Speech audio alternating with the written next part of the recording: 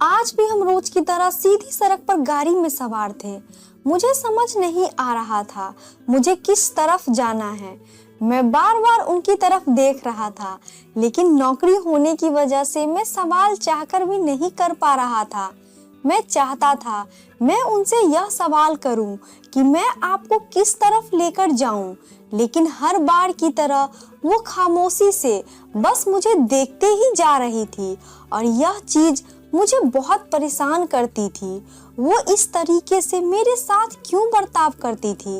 सारे नौकरों को वो जूते की नोक पे रखती थी और वही उसका रवैया मेरे साथ इतना अच्छा था, मैं लफ्जों में बयान नहीं कर सकता था।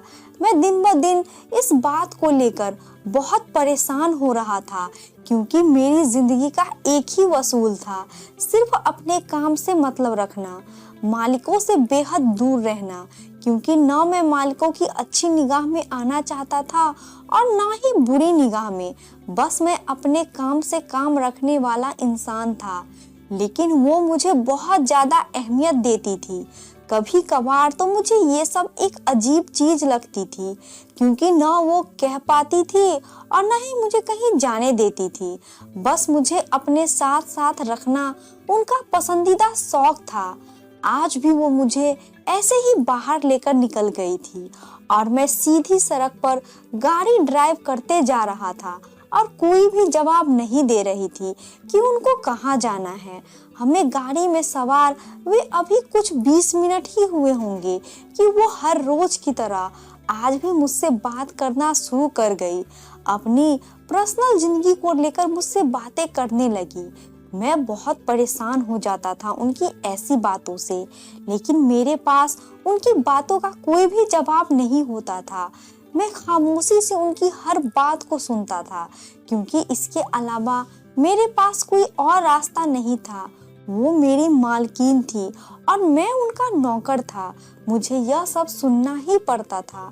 वो अपनी जिंदगी के सारे किस्से मुझे बता देती थी कि आज उन्होंने सारा दिन कैसा वक्त गुजारा, उनकी सबसे अच्छी दोस्ती कौन है, उनको आज क्या खाया, उन्होंने क्या पहना, उन्हें क्या पसंद है। मैं कभी कभी इन बातों को घर जाकर बहुत गहराई से महसूस करता था कि वो मुझसे ऐसी बातें क्यों करती है। मैं उनका ऐसा क्या लगता हूँ जो मुझे ये बातें बताती हैं। लेकिन कभी कभी मैं इस गुत्थी को सुलझा नहीं पाता था। मैं खामोशी से उनकी सारी बातें सुन लेता था, लेकिन आज उनका अंदाज कुछ बदला बदला सा था।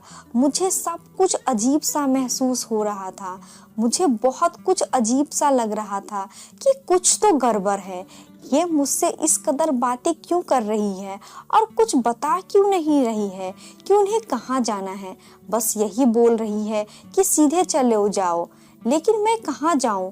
मैं बार बार उनकी तरफ सवालिया नजरों से देख रहा था, लेकिन कोई भी जवाब मुझे इस बारे में नहीं दे रही थी, बस अपनी ही बोली जा रही थी। मैं खामोशी से उनका सर झुकाए बातें सुन रहा था।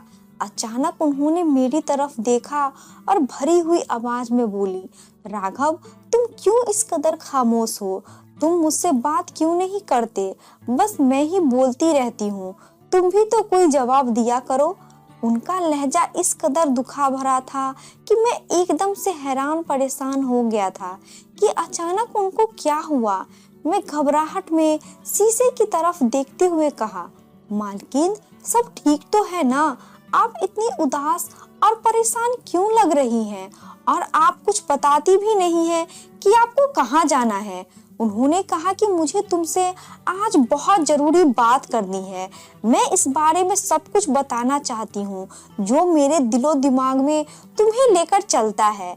मैं आज तुम्हें एक चीज देना चाहती हूँ। उन्होंने अपने पर्स से 40,000 रुपए निकालकर मेरी तरफ बढ़ाए और वो जो कब से कहना चाहती थी काफी हद तक मुझसे बोलने लगी। जैसे जैसे बोलती गई मेरे रोंगटे खड़े होने लगे। मैं हैरान परेशान उनकी बातें सुनने लगा और मैंने गाड़ी को ब्रेक लगाकर अपनी गर्दन मोड़कर उनकी तरफ देखा था और एक ही बात बोला, मैडम, आप यह सब मैं गांव में रहता हूँ, लेकिन नौकरी के सिलसिले में मुझे शहर आना पड़ा। मैं इतना पढ़ा लिखा नहीं था कि शहर में कोई नौकरी अच्छी मिल जाती। बस मैं ये सोचकर यहाँ आया था कि कैसे भी नौकरी मिलेगी, मैं खामोशी से करूँगा। किसी भी तरह की जॉब करने का मकसद सिर्फ यही था कि मेरे घर में 2 जवान बहनें थी जिनकी शादियां मुझे हर हाल में करनी थी, जिसकी वजह से मुझे नौकरी की बहुत ज़रूरत थी। गांव में ज़्यादा नौकरियां नहीं थी, जिसकी वजह से मुझे शहर आना ही था।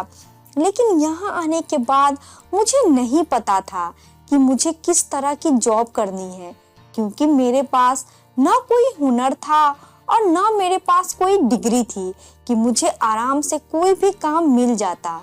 इसीलिए मुझे बहुत मेहनत करनी थी कि मुझे इस तरह का कोई काम मिल जाए जिसमें डिग्री का कोई मसला हो, ना ऐसा कोई काम हो जिसमें ना हुनर मांगा जाए। लेकिन शहर में ऐसा तो कोई काम मौजूद नहीं था। मैं जहाँ भी जा रहा था, मुझसे मेरी पढ़ाई के बारे में सवाल किए जा रहे थे और ज़्यादातर हुनर मांग रहे थे, लेकिन मेरे पास दोनों ही चीज़ मौजूद नहीं थी। इसीलिए मैं बहुत परेशान था। हर जगह मारा मारा घूम रहा था, कहीं मुझे किसी भी तरह की जॉब मिल जाए, क्योंकि घर में एक विधवा माँ और 2 बहनों की जिम्मेदारी मेरे कंधों पे थी, जिसको निभाना मुझे हर हाल में था। मुझे शहर आए कुछ दिन हो गए थे, लेकिन मुझे किसी भी किस्म की कोई जॉब अभी तक नहीं मिली थी। मगर घर से बार बार फोन आ रहे थे कि तुम कैसे हो, तुम कहाँ हो, तुम्हें कोई जॉब मिल गई या नहीं। लेकिन मेरे पास कोई जवाब नहीं होता था। बस मैं उन लोगों की बातों को खामोशी से सुनकर फोन को रख देता था और यही कहकर उनको तसल्ली देता कि एक दिन सब कुछ ठीक हो जाएगा। उनसे बात करके मैं हर बार की तरह और परेशान हो जाता था। आज भी उनसे बात करके बहुत परेशान था। सर हाथों में पकड़े मैं रोड पर ही सड़क के किनारे बैठ गया था। मुझे समझ नहीं आ रहा था कि मैं किस तरफ जाऊं। सब कुछ वीरान वीरान सा लग रहा था। नए शहर में मेरा कोई अपना दोस्त न ही था और न ही कोई साथ देने वाला, कोई रिश्तेदार। मैं बहुत अकेला महसूस कर रहा था। इतने दिनों से मैं रोड पे सो रहा था। मेरे पास तो कोई रहने का ठिकाना भी मौजूद नहीं था। मैं यही बातें सोच सोच कर बहुत तंग आ गया था और घर में एक सड़क पे अपना हाथ दबाए खामोशी से बैठ गया था। थोड़ी देर बाद मुझे कुछ अजीब सा फील हुआ, तो मैंने सर उठाकर निगाहें इधर उधर दौड़ाई तो मुझे काफी दूर एक गाड़ी बंद नजर आई थी। मेरे गौर से देखने पे मुझे अंदाजा हुआ कि वहां पे 2 औरतें बहुत परेशान हालत में खड़ी हुई हैं। मुझे एकदम एहसास हुआ कि मुझे उनकी मदद करनी चाहिए। मेरे दिल में उनके लिए नमी जागी थी। मैं बिना कुछ सोचे उसकी तरफ बढ़ा, क्योंकि मुझे गाड़ियों का थोड़ा बहुत काम आता था। मैंने अपने गांव के बड़े बड़े मालिकों के यहाँ ये वाला काम किया था, जिसकी वजह से मुझे गाड़ियों का थोड़ा बहुत काम आ ही गया था। मैं सोचते हुए उनकी तरफ बढ़ा कि मैं उनकी मदद करूंगा। मैं दोनों औरतों की तरफ गया और उन दोनों को अपनी तरफ ध्यान दिलाते हुए बोला, मैडम कुछ जरूरत है तो आप मुझे बता सकती है, मैं आपकी मदद कर दूंगा। उन दोनों औरतों में से एक अधेड़ उम्र की औरत थी, जिनकी उम्र 45 के करीब थी, और एक बहुत ही खूबसूरत लड़की थी जिसकी उम्र 20 या 22 साल की होगी। वो देखने में बहुत ही ज्यादा हसीन थी। मेरा दिल एक लड़की को देखकर एकदम ही धड़का था, लेकिन मैंने अपनी निगाहें चुरा ली थी, क्योंकि मैं एक शरीफ लड़का था। मुझमें ऐसी कोई भी बात नहीं थी जिससे कोई लड़की घबरा जाए। इस लड़की ने मेरी तरफ देखते हुए कहा, क्या तुम्हें गाड़ी का काम आता है? मैंने कहा, जी मैडम मुझे आता है, आप मुझे बताएं, मैं आपकी क्या मदद कर सकता हूँ। उन्होंने मुझे थोड़ा बहुत बताया कि उनकी गाड़ी बंद हो रही है, बार बार स्टार्ट नहीं हो रही है। मैं उनकी बात सुनकर गाड़ी की तरफ ध्यान देने लगा और थोड़ी देर में उनकी गाड़ी को स्टार्ट करके उनके हाथ में चाबी थमा दी कि आपकी गाड़ी अब तैयार है, आप लोग जा सकते हैं। उन लोगों ने मेरा बहुत शुक्रिया अदा किया और मेरा नाम वगैरह पूछने लगी। मैंने उन्हें बताया कि मैं गांव से आया हूँ, मेरे पास कोई काम वगैरह नहीं है, बस यही परेशान सड़क के किनारे बैठा हुआ था तो आप लोगों को देखा कि आपकी गाड़ी बंद है, इस वजह से आपकी मदद करने चला आया। उन्होंने मेरी बात सुनकर मुस्कुराते हुए कहा कि आपको गाड़ी चलानी आती है। मैंने उनकी तरफ देखते हुए फौरन कहा, जी मैं अपने गांव में ड्राइवर की नौकरी पे लगा हुआ था। उन्होंने मेरी बात सुनी और कुछ ही मिनट में दोनों माँ बेटी ने आपस में बात की और इस लड़की ने अपने पर्स से अपने घर का एड्रेस निकाला और मेरी तरफ बढ़ाया और कहने लगी कि कल से तुम इस पते पे आ जाना, तुम्हें नौकरी मिल जाएगी। मुझे यकीन नहीं आया कि एकदम से वो क्या बोल रही है। मैंने एक बार फिर उनसे पूछा कि आप मुझे काम देंगी। मेरा लहजा बहुत हैरान करने वाला था। मुझे समझ नहीं आ रहा था मैं उनसे किस तरह बात करूं। मैंने कहा मैं कहाँ जॉब ढूंढ रहा था और जब मेरे पास खुद चलकर आ गई थी। मेरे लिए बहुत हैरान करने वाली बात थी, वो मेरी हैरत जाते लहजे पे हल्की सी मुस्कुराई और कहने लगी, जी बिल्कुल मैं तुम्हें काम दूंगी, तुम टाइम से इस पते पे आ जाना, तुम्हें नौकरी जरूर मिल जाएगी। वे बहुत भरोसेमंद लड़की थी।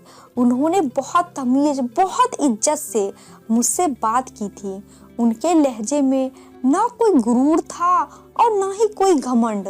वो कोई बहुत भली औरत थी। वो ये कहकर वहां से दोनों माँ बेटी चली गई।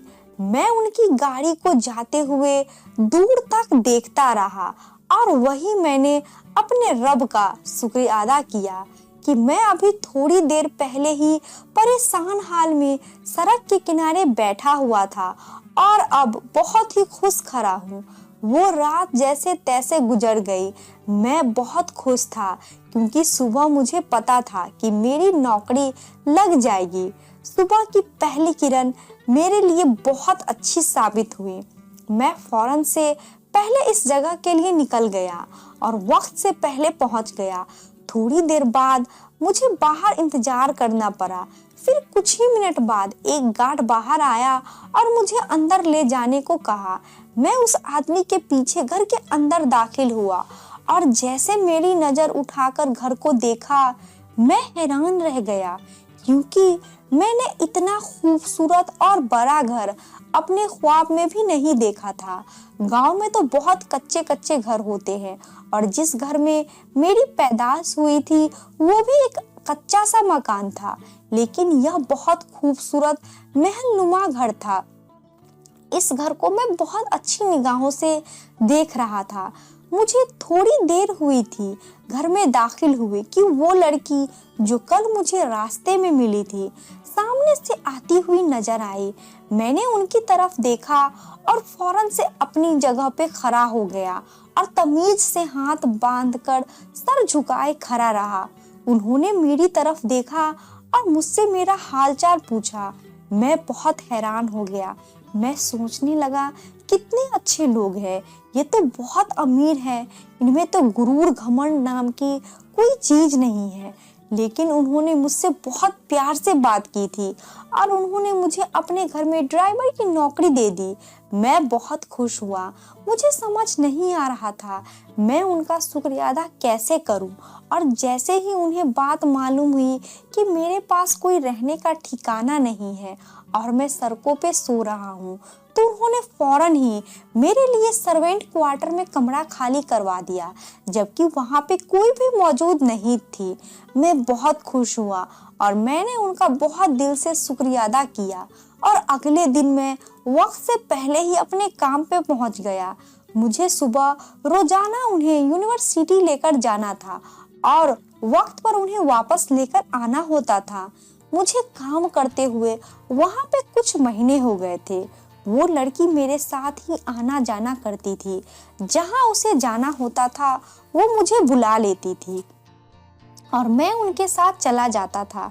कभी यूनिवर्सिटी तो कभी दोस्त के घर तो कभी बाजार में ही। उनका एक अकेला ड्राइवर था और मेरे अलावा वो किसी के साथ भी जाना पसंद नहीं करती थी। मुझे ये बात बहुत अजीब लगती थी, लेकिन मैंने कभी उनसे इस बात का जिक्र नहीं किया, बल्कि मैं खामोशी से उनका हर काम खुशी खुशी करता रहा, क्योंकि उनकी बदौलत मुझे नौकरी मिली थी और उनकी बदौलत मुझे इतनी ज़्यादा सहूलियत मिली थी। जैसे जैसे वक्त गुजरता जा रहा था वो मेरे बहुत ज़्यादा क्लोज होती जा रही थी। वो अपनी हर बात मुझसे ही करना पसंद करती थी। अपनी पर्सनल ज़िंदगी से लेकर वो हर बात मुझे बता देती थी। मुझे चीज़ बहुत अजीब लगने लगी थी, क्योंकि मैं बहुत ही कम बोल इंसान था।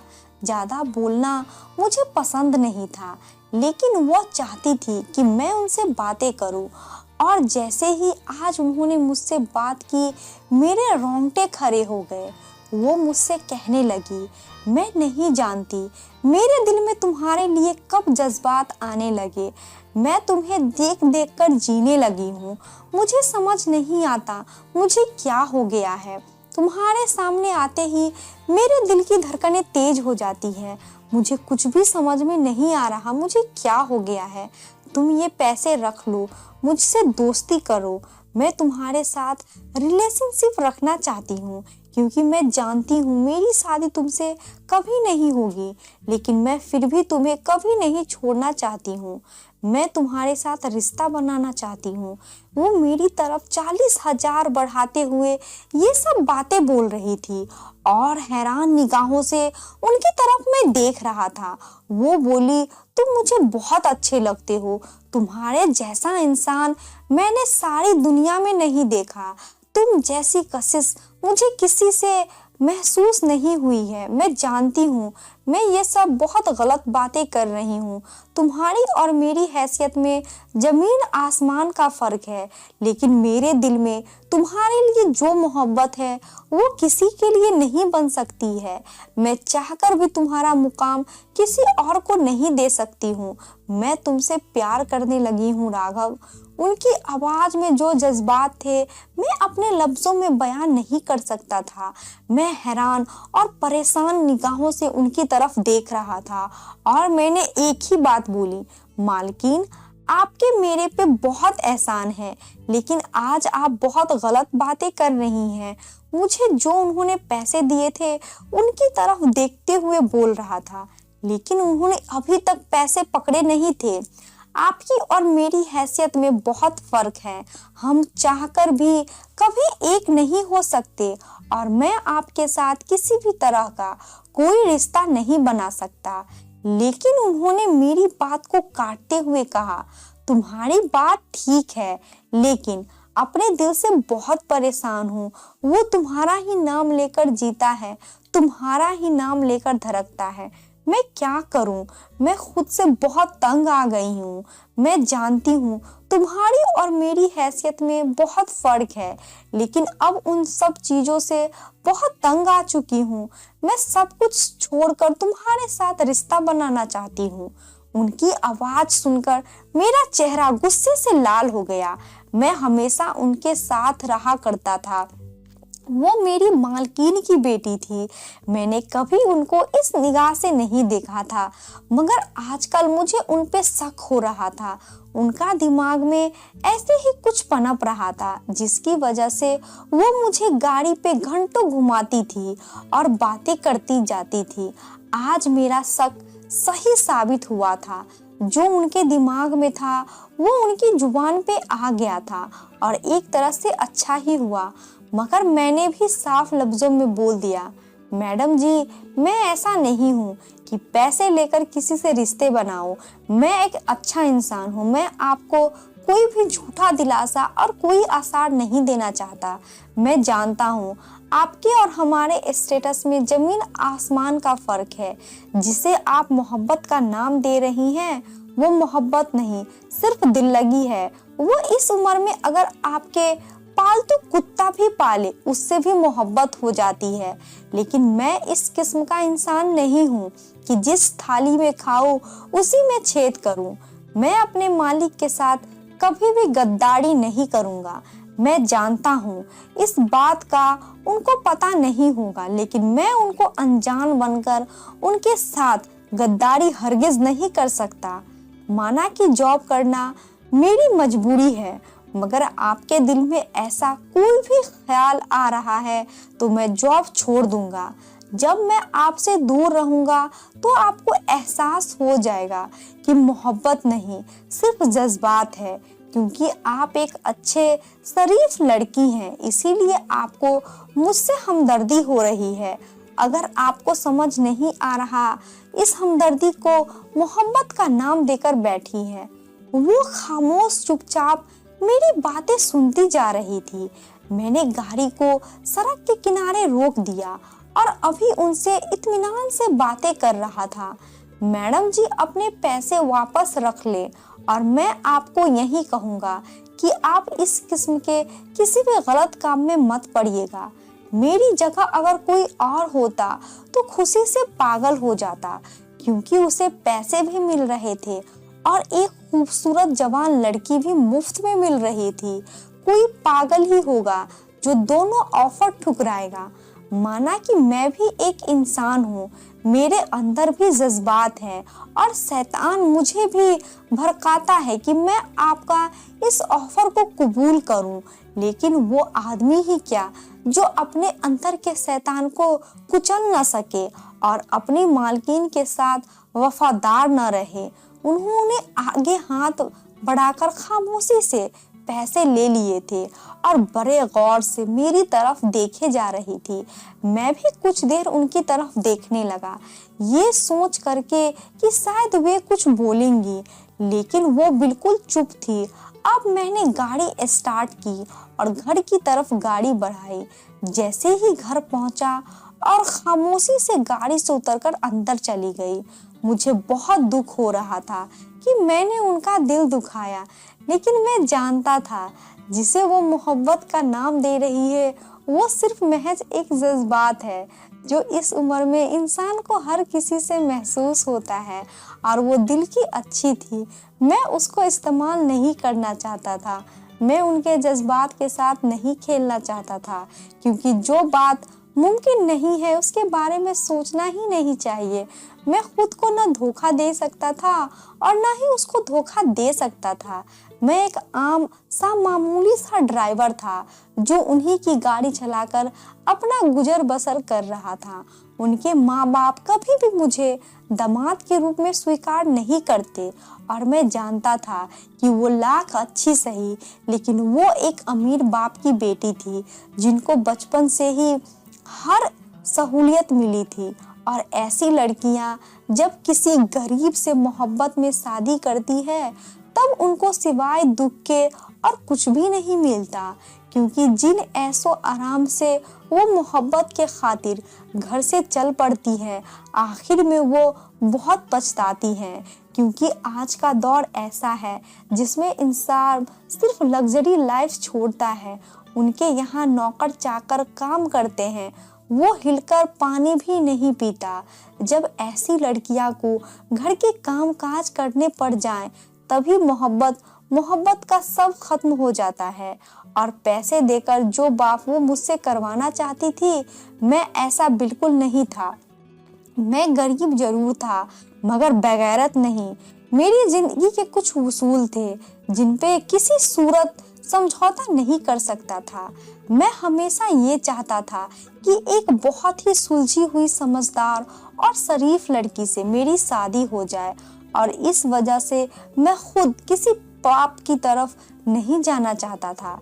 क्योंकि जो लोग खुद ऐसे पाप करते हैं और बीवी की सूरत में किसी अच्छी औरत की फरमाइश करते हैं, लेकिन जैसे काम कर चुके होते हैं उनको नसीब में वैसे ही औरत आती है। और मैं नहीं चाहता था कि मेरी किस्मत किसी गलत औरत के हाथ चढ़ जाए। मैं जानता था कि मेरी मालकिन की बेटी अच्छी लड़की थी, लेकिन फिलहाल वह जज्बातों का शिकार थी और मैं इसकी हालत से फायदा नहीं उठाना चाहता था। मैंने मालकिन को कहा कि आप मुझे ऑफिस से ड्राइवर रख दे। मालिक को मेरी यह बात अच्छी लगी थी और उन्होंने मुझे अपने ऑफिस में ड्राइवर रख लिया था। अब मैं घर पर बिल्कुल भी नहीं रहता था। ऑफिस में साइट तक साहब को लेकर जाना और उनको घर तक छोड़ना, मैं वापस आ जाता था। मैं नहीं चाहता था मेरा सामना मालकिन की बेटी से हो। अगर कभी दूर से उनकी नजर मुझ पे पड़ी तो मैं भी आंखें झुकाए वापस चला जाता था। इस तरह वक्त गुजरता रहा। मेरे मालिक मुझ पे बहुत भरोसा हो गया था और उनके मुझ पे बहुत एहसान भी थे। वो वक्त वक्त पे मेरी अच्छी खासी मदद भी कर दिया करते थे। अब मैं इस काबिल हो गया था कि किराए पे अपना एक घर लेकर अपने घर वालों को यहीं पे ले आया था। मालिक की बेटी भी शादी करके तैयार हो गई थी। अब घर पे इसकी शादी की तैयारियां हो रही थी और इस दौरान मालिक ने मुझे बीवी और बेटी को शॉपिंग वगैरह पे ले जाने की जिम्मेदारी दे डाली थी और मैं ईमानदारी से अपना काम कर रहा था। मैंने महसूस किया था कि मालकिन की बेटी खुशी से अपनी शादियों की तैयारियों में लगी हुई है और वो बहुत खुश लग रही थी। पहले जैसी नजरों से वो मेरी तरफ नहीं देख रही थी। यह देखकर मुझे काफी सुकून हुआ। एक दिन अकेले में उनको मेरे साथ बात करने का मौका मिल गया। हम गाड़ी में बैठे हुए थे। मेरी मालकिन टेलर के पास चली गई और उनको वहां पे काफी टाइम लग गया था। इतने वक्त बाद हम दोनों अकेले गाड़ी में बैठे हुए थे। न जाने क्यों मुझे डर सा महसूस हो रहा था, लेकिन मालकिन की बेटी ने कुछ ऐसा कहा जिसे सुनकर मेरे सारे डर खत्म हो गए और मुझे सुकून मिला। मालकिन की बेटी ने मुझे कहा था, तुम्हारा बहुत बहुत शुक्रिया। मैं इतने दिन से तुम्हारा शुक्र अदा करना चाह रही थी, लेकिन मुझे मौका नहीं मिल रहा था। मैं तुम्हारा शुक्रिया अदा करना चाह रही थी कि तुमने मेरा गलत फायदा नहीं उठाया। अपनी बेवकूफ़ी में आकर मैं जो काम करने जा रही थी, मुझ पे शैतान आ गया था, लेकिन तुमने मेरी आंखें खोल दी और मुझे आईना दिखाया। इस वक्त मेरे सर पे मोहब्बत का भूत सवार था, लेकिन तुमने सही कहा था कि ये सिर्फ दिल लगी है और कशिश है जो इस उम्र में हर इंसान पे महसूस होने लगती है। इसको मोहब्बत का नाम नहीं दे सकते और एक लड़की के लिए सबसे बेहतर यही है कि वो पति के लिए खुद को पवित्र बनाए रखे। जिस दिन तुमने मुझे वो पैसे वापस दिए थे, वो मुझे सब कहा था। इस दिन मेरे दिल में तुम्हारी इज्जत और बढ़ गई थी। मुझे ऐसा लग रहा था शायद मैं तुमको आजमाना चाहती थी, इसीलिए मैंने तुम्हें वो पैसे ऑफर किए थे ताकि मैं तुम्हें तुम्हारा जवाब दे सकूं। यकीन करो, मुझे तुम्हारे जवाब से मायूसी नहीं बल्कि बहुत ज़्यादा खुशी हुई थी। तुम वाकई में बहुत अच्छे इंसान हो।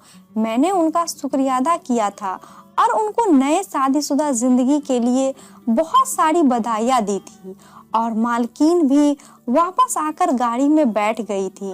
मगर मेरे अंदर एक सुकून उतर गया था। मैं बहुत खुश था कि मेरे रब ने मुझे गलत काम कभी करने नहीं दिया। आज की कहानी आपको कैसी लगी? इस कहानी के बारे में कमेंट करके हमें ज़रूर बताएं। वीडियो को लाइक करके चैनल को सब्सक्राइब कर लीजिए, साथ में घंटी को दबाकर ऑल पे कर ले ताकि आने वाली वीडियो का नोटिफिकेशन आपको तुरंत मिले। मिलती हूँ अगली वीडियो में, तब तक के लिए धन्यवाद।